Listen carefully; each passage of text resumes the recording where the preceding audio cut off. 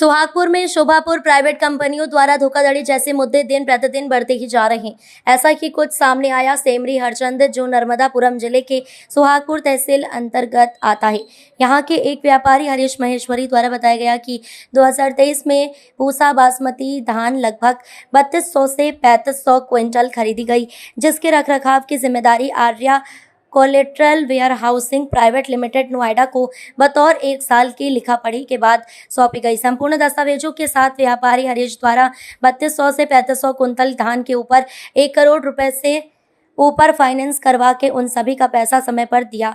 जिन जिन लोगों से धान खरीदी की गई थी, समय पूरा होने के बाद व्यापारी अपनी रखी हुई धान को वापस लेने के लिए जब शोभापुर से लगभग 3 किलोमीटर दूर स्थित शैलपुत्री वेयर हाउस पहुंचे, तब उन्हें जानकारी मिली कि उनके धान को गलत तरीके से आर्य वेयर हाउसिंग द्वारा किसी और को बेच दिया गया है और वहां पर रखी हुई खराब फसल को व्यापारी की फसल बताया जा रहा है। इस धोखाधड़ी की शिकायत व्यापारी द्वारा सीएम हाउस से लेकर कलेक्टर एवं सुहागपुर एसडीएम को भी दी गई है, परंतु अभी तक कोई भी उचित कार्रवाई नहीं हो पाई है, जबकि इस घटना को लगभग 1 साल से ऊपर हो चुका है। विषय की गंभीरता को देखते हुए सुहागपुर एसडीएम प्रियंका भल्लाबी से बात हुई, तब उनका कहना है, हमारे द्वारा एक टीम बनाकर संपूर्ण जांच की जा रही है। इस मुद्दे में जो भी दोषी पाए जाएंगे वह सभी जेल की 4 दीवारी के पीछे होंगे। अभी वर्तमान में जो मामला चल रहा है, तो सबसे पहले आप मुझे बताइए, आप कौन हैं और आप किस प्रकार का ये मामला है? मैं हरीश माहेश्वरी लक्ष्मी एग्रोटेक का प्रोप्राइटर हूँ। ये मेरा गल्ले का बिजनेस है। मैंने ये माल आर्या कंपनी के थ्रू आउट इस वेयर हाउस अपने नाम पर वेयर हाउस में लेकर माल रखा और यहाँ पर इन्होंने मुझे फाइनेंस दिलवाया है। जब मेरा माल आया है तो ये मेरे पास परचेसिंग पूसा की है। इन लोगों ने अनलोडिंग करी तो पूसा अनलोडिंग हुई, तो पूसा बासमती धान।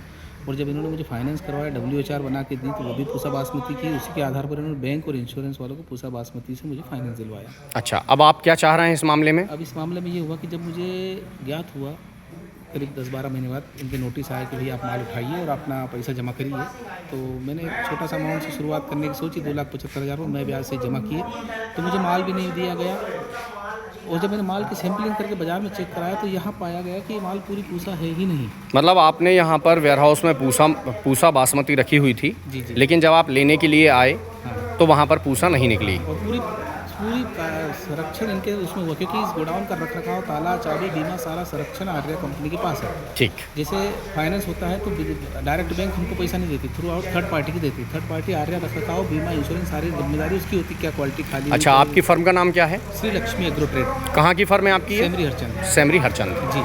ठीक।